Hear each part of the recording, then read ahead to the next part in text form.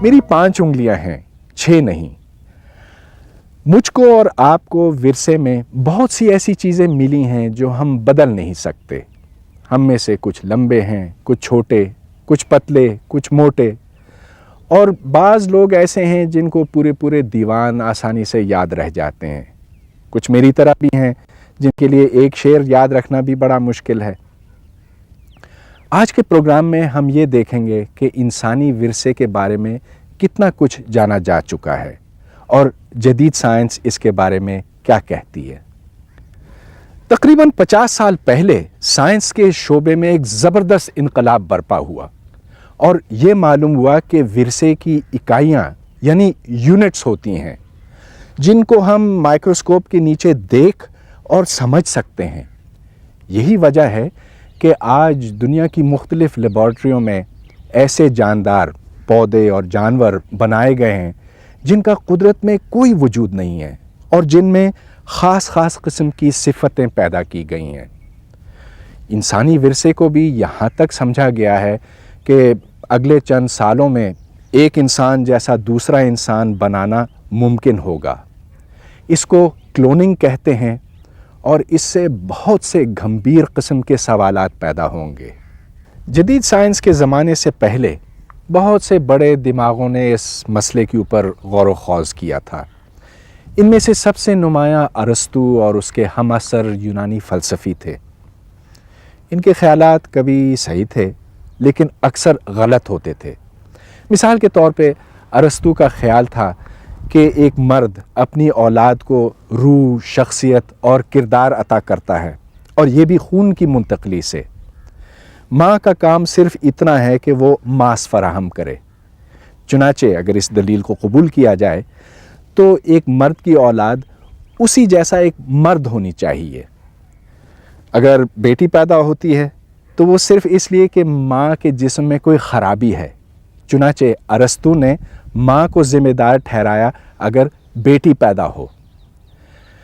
جدید سائنس کی روح سے یہ باتیں بالکل بے بنیاد اور غلط ہیں، لیکن آج بھی ہمارے معاشرے میں یہ ہر طرف رچی بسی ہوئی ہیں۔ پرانے نظریات یہ نہیں بتا سکتے تھے کہ اولاد کی شکل ہمیشہ باپ کی شکل جیسی کیوں نہیں ہوتی، بلکہ بعض اوقات تو ماں اور باپ دونوں سے مختلف ہوتی ہے۔ یہ ایک حقیقت ہے کہ ایک ہی ماں باپ کے بچوں میں اتنا زیادہ فرق ہوتا ہے کہ انہیں بہن بھائی کے طور پر پہچاننا مشکل ہے۔ ان نظریات کے مطابق انسان کچھ خصوصیات اپنے ارد گرد کے ماحول سے بھی حاصل کرتا ہے۔ اس سوچ کو 18ویں صدی کے ایک فرانسیسی سائنسدان ژان بیپٹسٹ لیمارک نے آگے بڑھایا۔ اس کے بقول ماحول جانداروں میں جسمانی تبدیلیاں پیدا کرتا رہتا ہے جو اگلی نسلوں میں پہنچتی ہیں۔ اس ضمن میں اس نے زرافے کی مثال پیش کی۔ لیمارک کے مطابق آج سے لاکھوں سال پہلے زرافے کی گردن گھوڑے کی طرح چھوٹی تھی، مگر چونکہ وہ اونچے درختوں سے پتے کھانے کی مسلسل کوشش کرتا رہا، اس لیے اس کی گردن نسل در نسل لمبی ہوتی گئی، اور آج زرافہ تقریباً 5 میٹر اونچا ہے اور دنیا کا سب سے قداور جانور ہے۔ بظاہر تو لیمارک کی یہ بات بڑی معقول معلوم ہوتی ہے کہ والدین کے اوپر جو کچھ بیتتی ہے وہ اگلی نسل تک پہنچ جائے، لیکن 19ویں صدی کے ایک سائنسدان جس کا نام وائسمن تھا، اس نے اس مفروضے کو غلط ثابت کیا۔ اس نے چوہوں کا ایک جوڑا لیا اور ان کی دمیں کاٹ دیں، پھر ان کے بچوں کی دمیں کاٹیں، پھر بچوں کے بچوں کی دمیں کاٹیں، اور یوں وہ نسل در نسل چوہوں کی دمیں کاٹتا چلا گیا۔ لیکن اس کے باوجود کوئی ایسا دم کٹا چوہا پیدا نہیں ہوا، بلکہ جتنے بچے پیدا ہوئے ان سب کی دمیں تقریباً ایک برابر تھیں۔ تو اس سے یہ ثابت ہوتا ہے کہ ماحول کا اثر اگلی نسل تک نہیں پہنچتا۔ اسی طرح ارسطو کا نظریہ ایک اور سائنسدان نے غلط ثابت کیا۔ یاد رہے کہ اس نے یہ کہا تھا کہ ایک اور دوسری نسل کے درمیان ورثے کی منتقلی خون کے ذریعے سے ہوتی ہے۔ تو اس سائنسدان جس کا نام گیلٹنگ تھا، اس نے ایک سفید اور ایک کالا خرگوش لیا۔ کالے خرگوش کا سارا خون اس نے سفید خرگوش میں ڈال دیا۔ اب اگر ورثہ خون سے منتقل ہوتا تو सफ़ेद खरगोश के बच्चे काले होने चाहिए, मगर इसका कोई बच्चा काला नहीं पैदा हुआ, सब सफ़ेद थे। इससे ये साबित हुआ कि खून से विरसा मुंतकिल नहीं होता। लेकिन विरसा आगे किस तरह बढ़ता है, ये बात अब भी वाज़ेह न थी। फिर तकरीबन 150 साल पहले ऑस्ट्रिया के ग्रेगर मेंडल ने विरासत के वाज़ेह उसूल और कवानीन वज़ा किए। उसने मटर के पौधों पर कई नस्लों तक तजर्बात किए और ये अखज़ किया कि हर खुसूसियत की नौइयत को एक चीज मुतय्यन करती है जिसे जीन कहते हैं। जीन लातीनी लफ्ज जेनेसिस से निकला है, जिसके माने हैं माखिज या मंबा। मेंडल ने मटर के पौधों में लंबे और छोटे पौधे अलग किए। इन पौधों के पास लंबाई के 2 जीन्स थे, एक मां और एक बाप से। अगर छोटे पौधे के पास दोनों जीन्स छोटे कद के और लंबे पौधे के पास दोनों जीन्स लंबे कद के हों, तो मेंडल ने देखा कि उनकी पहली नस्ल लंबे कद की होगी। इस पहली नस्ल में हर पौधे के पास लंबाई मुतय्यन करने वाले जीन्स मुख्तलिफ थे, यानी एक लंबे और एक छोटे कद का जीन था।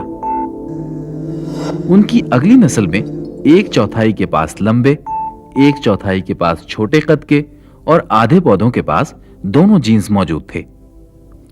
जिन 1/4 पौधों के पास दोनों कम कद के जीन्स थे, वही छोटे रहे और बाकी सब लंबे हो गए। एक जीन हमेशा हमेशा दूसरे जीन पर हावी होगा। जैसे मटर के पौधों में लंबाई का जीन छोटे कद के जीन पर हावी था, लेकिन जीन्स की शक्लो सूरत क्या है, इसका इल्म मेंडल को नहीं था। मेंडल के जमाने में ही खुर्दबीन का इस्तेमाल आम हुआ और फिर ज्यादा ताकतवर खुर्दबीनें बनती गईं। इनकी मदद से साइंसदानों ने देखा कि जानदारों के अंदर खलिए मौजूद हैं, यानी ये नन्हे नन्हे खलियों से बने हुए हैं। बाज जानदार मसलन एमीबा सिर्फ एक खलिए पर मुश्तमिल होते हैं। नए खलिए तकसीम के अमल से पैदा होते हैं, जो वक्त पूरा होने पर मर जाते हैं और उनकी जगह नए खलिए ले लेते हैं, जो कि तकसीम के अमल से पैदा होते हैं। जब इस तकसीम का मुशाहिदा किया गया तो इस तरह की शक्ल दिखाई दी, जो अंग्रेजी के हर्फ एक्स से मुशाबे थी। इनको क्रोमोसोम्स का नाम दिया गया। ये क्रोमोसोम्स दोनों खलियों में बराबर आ जाते हैं। इससे साइंसदानों को यह अंदाजा हुआ कि मेंडल के दरियाफ्त करदा वर्से की इकाई यानी जीन्स इन क्रोमोसोम्स पर मौजूद हैं। फिर यह मालूम हुआ कि क्रोमोसोम दरअसल एक इस जैसे मॉलिक्यूल से बने हैं जिसे डीएनए कहते हैं। जब कोई बच्चा पैदा होता है तो आपने अक्सर सुना होगा कि लोग कहते हैं कि उसकी आंखें माँ से मिलती हैं या उसके कान दादा से मिलते हैं वगैरह वगैरह। इसका मतलब यह है कि जो भी बच्चे में खुसूसियात आती हैं वो बुज़ुर्गों से या माँ बाप से आती हैं। ये किस तरह से आती हैं? माँ से और बाप से केमिकल मैसेज मिलता है, जिसको डीएनए कहते हैं। ये डीएनए हमारे जिस्म के हर खुलिये में एक बहुत ही लंबा मॉलिक्यूल होता है, जिसके समझ लें कि एक कुतुबखाने में 23 वॉल्यूम्स बना दिए जाते हैं। उन 23 वॉल्यूम्स की मिसाल ये दी जाए कि एक जिल्द जो है उसकी वो एक क्रोमोसोम कहलाती है। अगर इनको सबको मिला के रखा जाए तो ये तकरीबन 30 अरब अल्फाज होते हैं। इन 30 अरब अल्फाज को 23 क्रोमोसोम के जोड़ों में यानी जिल्दों में तकसीम कर दिया जाता है, जो एक माँ से आता है और एक बाप से आता है। क्रोमोसोम के इस जोड़े पर रंगीन पट्टियां इस पर मौजूद जीन्स की निशानदही करती हैं। ये बात अब साबित हो चुकी है कि इंसान की जिन्स का तयन भी क्रोमोसोम्स ही करते हैं। औरत में जिन्स का तयन करने वाले जोड़े में दोनों एक जैसे एक्स शक्ल के क्रोमोसोम्स होते हैं। इनमें हर एक पर तकरीबन 250 जीन्स हैं, लेकिन मर्दों में इसी जिन्स का तयन करने वाले जोड़ों में एक एक्स और दूसरा वाई शक्ल का क्रोमोसोम है। वाई क्रोमोसोम अपने साथी से तकरीबन 3 गुना छोटा है और इस पर फकत 6 जीन्स मौजूद हैं, जो कि सिर्फ मर्दाना खुसूसियात का तयन करते हैं। औलाद में क्रोमोसोम के हर जोड़े का एक क्रोमोसोम मां और दूसरा बाप से आता है। मां हमेशा औलाद को एक्स क्रोमोसोम ही देती है। अगर जिन्स का तयन करने वाले जोड़े में बाप की तरफ से एक्स मिले तो औलाद लड़की होगी, और वाई मिलने की सूरत में लड़का। गोया औलाद की जिन्स का जिम्मेदार उसका बाप है। लेकिन चूंकि हमारे मुआशरे में इस साइंसी हकीकत से लोग अमूमन ना वाकिफ हैं, इसलिए बेटी की पैदाइश का इल्जाम उसकी मां को दिया जाता है और उसे सजा दी जाती है। पता नहीं मलिक आता है या मलिका। हाजरा, ऐसी बात करना दूर की बात, ये सोचना भी गुनाह है। हमारी पिछली 4 पुश्तों में बेटी पैदा नहीं हुई, और मलक मुबारक तो बेटी का सोच भी नहीं सकता, तसव्वुर भी नहीं कर सकता। मुझे बेटा चाहिए या कुछ नहीं। क्रोमोसोम्स सिर्फ जिंदगी ही नहीं लाते, बाज औकात ये बीमारियों के हामिल भी होते हैं। बीमारियां इन पर मौजूद जीन्स की बदौलत मिलती हैं। जो क्रोमोसोम्स होते हैं इनमें तकरीबन 2% हिस्सा ऐसा होता है जो हमारे रोज़मर्रा के जिस्मानी अमल से ताल्लुक़ रखते हैं। इसमें एक चैप्टर या एक वरक समझ लें कि एक जीन होती है जिसका काम ही होता है कि मसलन हम अगर शक्कर खाएं तो शक्कर को जिस्म के किसी और अज़्वों में तब्दील करें या किसी और कीमियाई उसमें तब्दील किया जाए। तो एक जीन की ख़राबी की वजह से मसलन खून की बीमारी हो सकती है, जैसे हीमोफीलिया है। हीमोफीलिया ने बरतानवी शाही खानदान को कई नस्लों तक जकड़े रखा। मलका विक्टोरिया के अंदर इस बीमारी का जीन मौजूद था। इस बीमारी में खून जमाने वाले रेशे में खराबी होती है, जिसकी वजह से खून नहीं जमता, यूं एक छोटी सी खराश से ही सारा खून बह जाता है। हमारे यहां भी खानदान के अंदर ही शादियों का रिवाज आम है और कई नस्लों से चचाजाद की फूफीजाद से और फूफीजाद की मामूजाद से और मामूजाद की खालाजाद से शादियां होती आ रही हैं।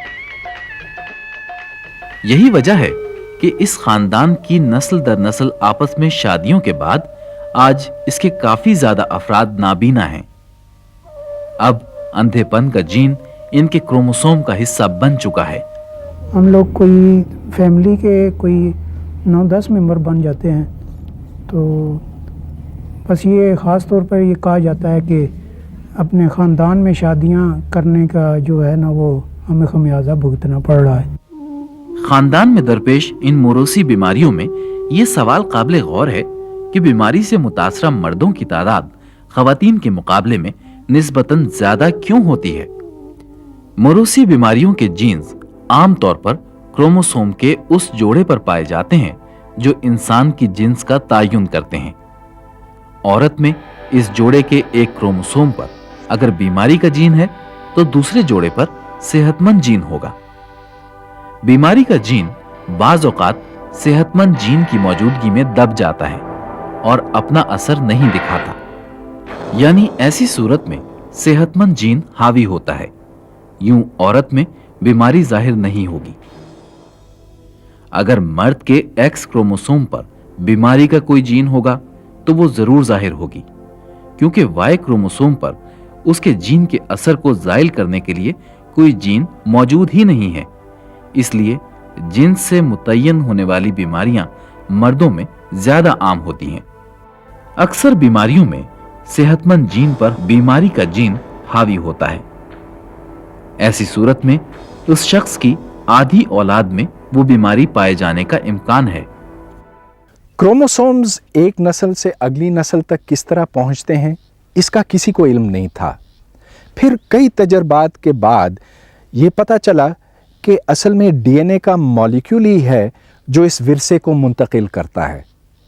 मगर डीएनए की साख्त क्या है, इसके मॉलिक्यूल की शक्ल सूरत क्या है, اور سب سے بڑی بات یہ کہ یہ اپنی جیسی نقلیں یا کاپیاں کس طرح تیار کرتا ہے، یہ اس زمانے کی سائنس کا سب سے بڑا معمہ تھا۔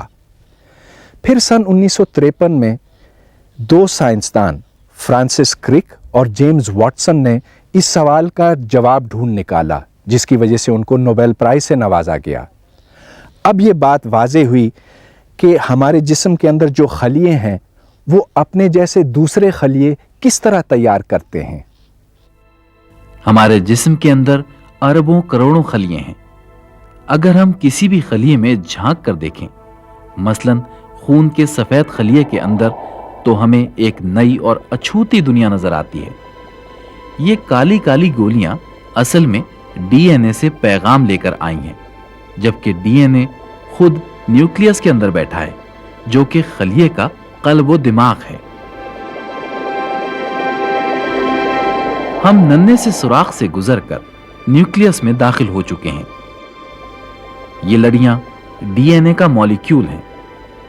اگر ڈی این اے کو اس خلیے سے باہر نکال کر کھولا جائے تو اس کی لمبائی 5 فٹ ہوگی اور چوڑائی ایک بال سے 80 کروڑ گنا زیادہ باریک۔ یہی وہ مالیکیول ہے جو ایک مکمل انسان بنانے کی معلومات اپنے اندر سموئے ہوئے ہے۔ گویا یہ راز حیات ہے۔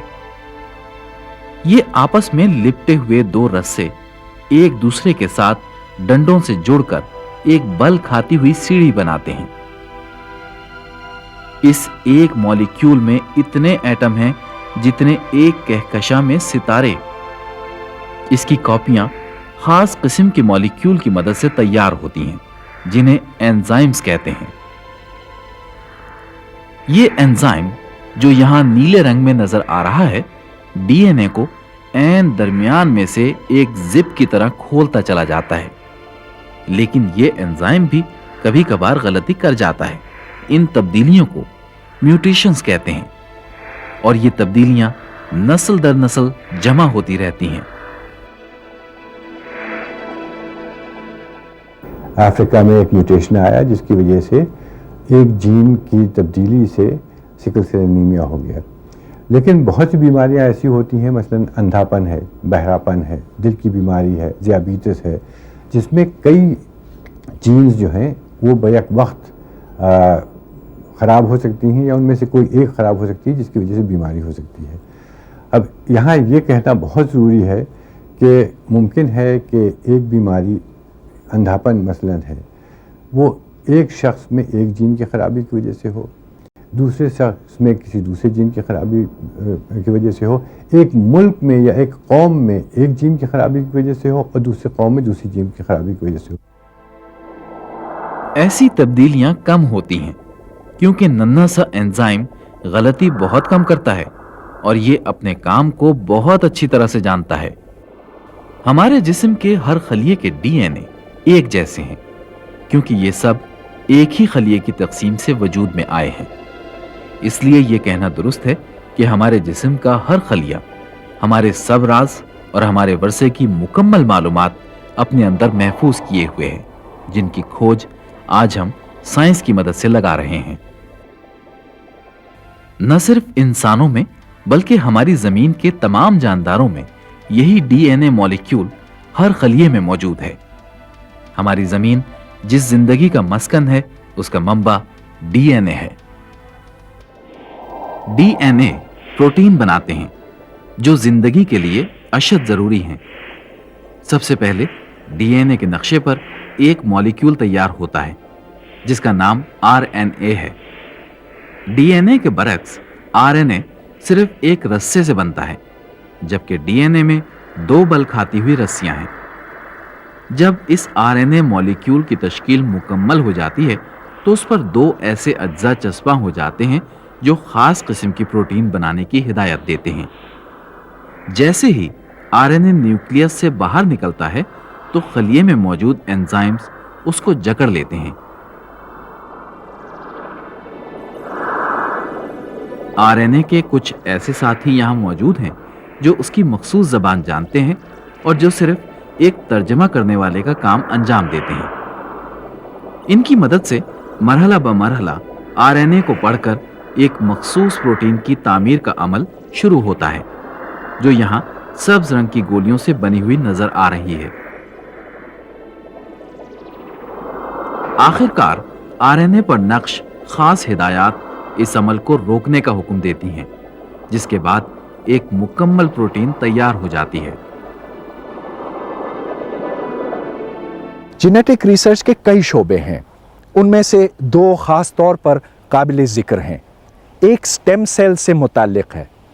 سٹیم سیلز جسم کے وہ خاص خلیے ہوتے ہیں جن میں یہ صلاحیت ہے کہ وہ کسی بھی اور سیل یا خلیے کو جنم دے سکتے ہیں۔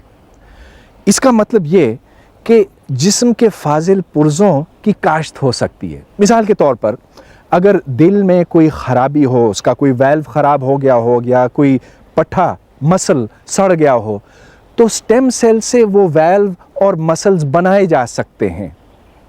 اس کے علاوہ اور اس سے بھی زیادہ دلچسپ ایک اور شعبہ ہے اور وہ ایجنگ سے متعلق ہے۔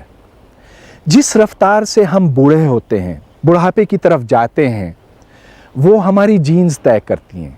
گویا کہ عمر درازی ہمیں ورثے میں ملتی ہے۔ تو اب سائنسدان یہ جاننے کی کوشش کر رہے ہیں کہ DNA مالیکیول کا وہ کون سا حصہ ہے جو یہ طے کرتا ہے کہ ایک خلیہ کتنا وقت زندہ رہے گا اور کتنے وقت گزرنے کے بعد اس کو مرنا ہوگا۔ اب بالفرض وہ اس تحقیق میں کامیاب ہوتے ہیں تو پھر یہ سوال پیدا ہوگا اور یہ امکانات پیدا ہوں گے کہ ایک ایسی انسانی نسل تیار کی جائے جو 100 یا 150 یا 300 سال تک زندہ رہ سکے۔ اس سے بہت سے سوال پیدا ہوں گے۔ کیا یہ نسل انسانی کے فائدے میں ہے یا نقصان میں؟ اب ظاہر ہے کہ اس کے اوپر کوئی ایک رائے تو نہیں ہے اور یہ بحث تو بس ابھی شروع ہی ہوئی ہے۔ آپ سے اجازت، اب خدا حافظ۔